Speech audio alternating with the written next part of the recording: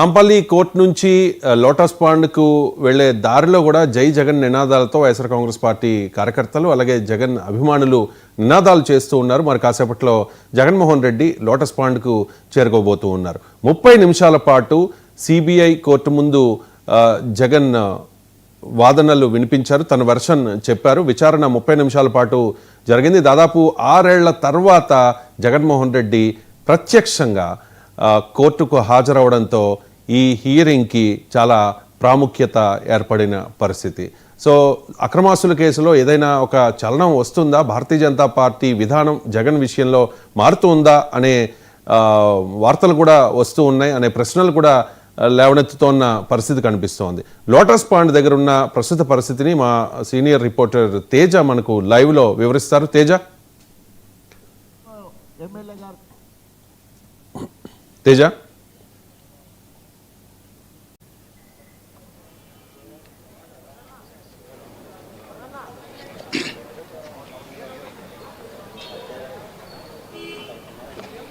రవిశంకర్, మనం చూస్తున్నాం మొత్తంగా ఈరోజు బేగంపేట విమానాశ్రయానికి చేరుకున్నటువంటి ఆంధ్రప్రదేశ్ మాజీ ముఖ్యమంత్రి వైఎస్ జగన్మోహన్ రెడ్డికి ఏ విధమైనటువంటి ఘన స్వాగతం అనేటువంటిది కార్యకర్తలు కావచ్చు, వైకాపాకు చెందినటువంటి అభిమానులు కావచ్చు, వారంతా కూడా ఇచ్చారు అనేటువంటిది మనం చూసాం.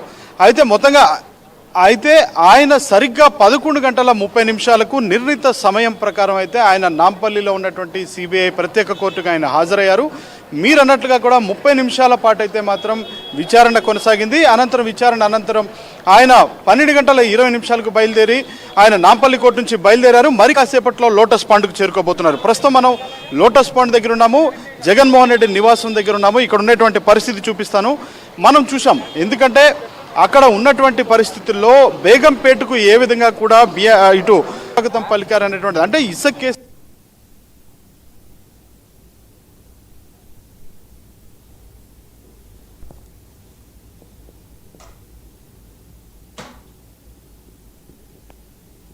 ట్రాఫిక్ క్లియర్ చేసినటువంటి నేపథ్యంలో వారంతా కూడా బయటకు వచ్చారు.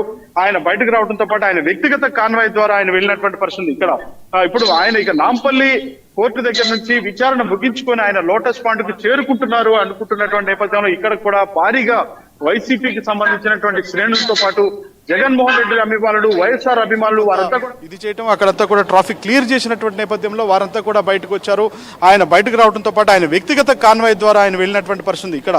ఇప్పుడు ఆయన ఇక నాంపల్లి కోర్టు దగ్గర నుంచి విచారణ ముగించుకొని ఆయన లోటస్ పాండ్కు చేరుకుంటున్నారు అనుకుంటున్నటువంటి నేపథ్యంలో ఇక్కడ కూడా భారీగా వైసీపీకి సంబంధించినటువంటి శ్రేణులతో పాటు జగన్మోహన్ రెడ్డి అభిమానులు, వైఎస్ఆర్ అభిమానులు వారంతా కూడా చాలా తండోపతండాలుగా కూడా ఇక్కడికి చేరుకుంటున్నటువంటి పరిస్థితి మనం చూడొచ్చు. వారంతా కూడా వైఎస్ఆర్ జెండాలతో ఇక్కడ ఆయనకి స్వాగతం పలకటానికి, ఎందుకంటే ఇక్కడ ఆయన ఒక గంట నుంచి 1:30 నిమిషాల పాటు, అంటే 1 గంటన్నర పాటు ఆయన ఇక్కడ ఉంటారు.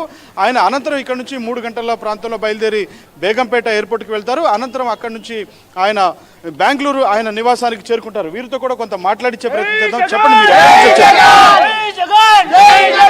మీరు ఎక్కడి నుంచి వచ్చారు? గుంటూరు నుంచి వచ్చారు. ఆయన చూడటానికి ఓకే.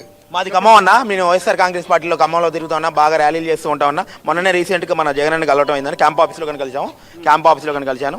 ఆల్రెడీ మన మొత్తం కలిశారు, మొత్తం మంచిగా చేసాము. మేము బర్త్డేలు కానీ అసలు ఈ రోజు చూస్తే చాలా సంవత్సరాల తర్వాత ఆయన వస్తున్నారు. ఈ ఒక్కసారిగా చూస్తే ఎటు చూసినా కానీ జనమే, బేగంపేట దగ్గర జనమే, నాంపల్లి దగ్గర జనమే, లోటస్ పాండ్ దగ్గర జగన్ అన్న అంటే అభిమానం, వైఎస్ఆర్ గారు అంటే అభిమానం. అది మేము ఖమ్మం నుంచి వచ్చినాం, మా సొంత ఛార్జీలతో, మా సొంత కృషితో వచ్చినాం, ఎవరు కాదు. మేము జగన్ అన్న కోసం వచ్చినాం అంతే. మనం ప్రత్యేకంగా చూడొచ్చు రవిశంకర్, ఓటు లేని రాజు నీకు తెలియని బానిస వారందరూ ఆనందానికి అవతల లేకపోయింది. ఎక్కడి నుంచి వచ్చారు? ఖమ్మం నుండి. ప్రస్తుతం ఖమ్మం జిల్లా బాధ్యతలు నేను గణపతి మురళిగా నేను తీసుకున్నాను. పార్టీని ఖమ్మం జిల్లాలో గతంలో ఒక పార్లమెంటు ఎంపీ స్థానాన్ని 3 ఎమ్మెల్యే